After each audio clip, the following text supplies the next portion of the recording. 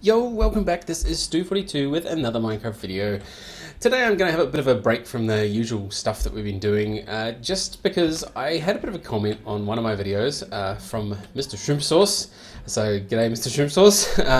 And he asked sort of what sword I was using. It was after the episode about the Eldritch Guardians, when I presume he saw me kill this Guardian and kill it rather quickly. Let's see if we can spawn one. Yeah, there we go. And yeah, sort of a couple of hits to kill them, which is not too bad when they've got, 44 health. Ah, this guy's stuck. Interesting. I'm going to have to go in there and kill him at some point. Anyway, I thought I'd just go over this episode, some of the tools and things that I use. I remember watching people like Direwolf20, a couple of years ago, and a lot of the comments were people sort of trying to guess what he had in his hotbar and what sort of tools he used for things, because everyone's got a slightly different personal preference. So today, I thought I'd just sort of go over some of them. The usual trick that I do is I have an end chest. We all, on the server, we assign ourselves a first colour. So first colour for me is usually blue, which means I can do blue, blue, blue, blue, white, white, blue, white, brown, any colours or any series of colours as long as it starts with blue. And then I have a ender pouch with the same colour scheme in there. That way I can put all my tools in there, or anything I might need when I'm sort of out and about. So I tend to use Tinker's Construct quite a bit. I don't do any crazy combinations apart from with my sword. I tend to electrify everything because I hate repairing stuff, and I just use the plain, a single element really. So like my excavator is all iron, so it's just everything's iron. The hammer is everything iron. My pick is manilin, everything manilin in there. The only difference is my Enderium longsword.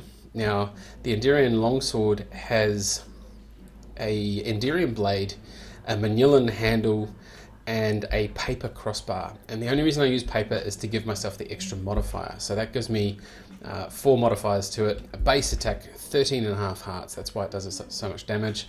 But that's partly due to the quartz that's on there. So 2 full lots of quartz. The flux modifier for the power, and then I put lapis on it as well to get me the looting 3. So plus 27 attack damage.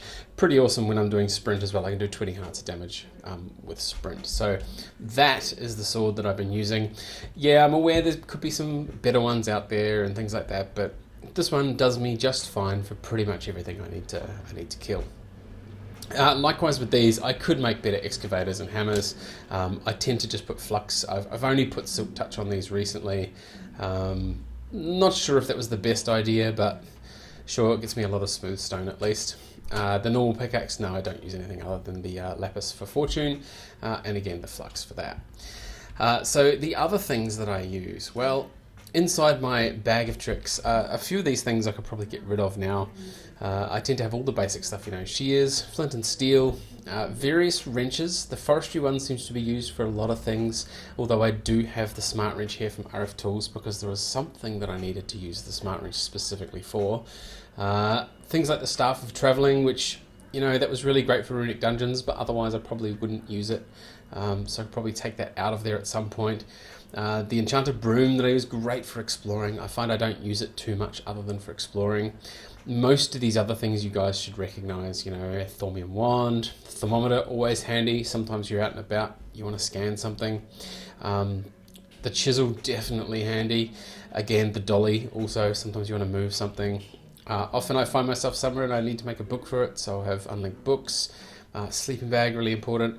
Drawer key, yeah, I could probably remove that because, again, I'm only going to need it near my drawers, so I may as well store the drawer key, over here near the drawers, which will now give me room for my shiny portal gun that I made. So that is handy, and I'll actually get to where that portal goes in a second.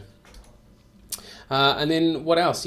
Some carpenter stuff, immersive engineering, basically anything where I'm out and I think, oh hey, there's rubber on this tree, I need to, get the rubber, and I don't have to run all the way back in. I can just get my tree tap and, grab what I need to grab from there. Likewise with the electric wrench, same thing. Sometimes I need to move machines, I'm down on my base and I can't be bothered coming all the way back up. Scoop really handy as well. Likewise Solval. I mean, most of these things are pretty self-explanatory for what they are and what they do. Nothing too crazy other than maybe the sword. Yeah, the ender, even though after I finished using that, I don't really need it in there anymore. Although sometimes I'm in the end and I guess I want to kill some endermen. In here, I don't tend to keep the Thormium books. I don't tend to keep my Blood Orb or anything in there, just because the bee Eliza I normally keep with my bees, because you tend to only do that sort of stuff in the one location. I was using torches until I've remembered that Blood Magic has the sigil of the blood lamp. Really, really handy. You guys have probably seen me use that to, put some lights around the place. It doesn't seem to use too much LP either, which is good. That's kind of it, really. Just basically stuff that you find yourself needing when you're out and about. Now, the next little thing in this episode is I've made this portal that goes through here. Now, I've been talking to one of the other guys on the server, Snedo, and Snedo and I have decided to move. Bit of a large undertaking moving base, but we've decided that we've run out of room where we are and we really want to go somewhere different. So this is where I'm going to move to. Now, I've mowed the lawns everywhere here. I'll probably do a bit more of a playtimey sort of episode on what I'm going to do with this stuff, because there's a few things with moving that, there's a bit of logistics involved, and I may do things what I see as straightforward, but that might be really weird to some of you guys, so I figured I may as well record that. Over there, where I'm pointing, is where Snedo's going to go, and I think somewhere near here, I think even one of the other guys, Synth, was going to go. But that's okay. So I'll come back and do this next episode, start setting up some things over here, just because, it could be an interesting thing to record anyway. So that's that's pretty much it for my tool set. Like I said, there's quite a few other things that you guys could be using. I know some people favour the diamond drills and the mining drills and things. There is also this new one from Immersive Engineering, the mining drill. You can get a different drill head. So that's 3x3x1. I was pretty sure there was a way of getting a much larger drill head on it as well. Not sure. Maybe I'll make one at some point. I don't really need it at the moment though. With these sets of tools, and most of the time we're not needing to go too deeply or mine a heck of a lot anyway these days. So that's pretty much it. Quick rundown of the tools, courtesy of the shrimp sauce request. So that's all from me for this quick little episode. As always, thank you very much for watching, and we'll see you next time.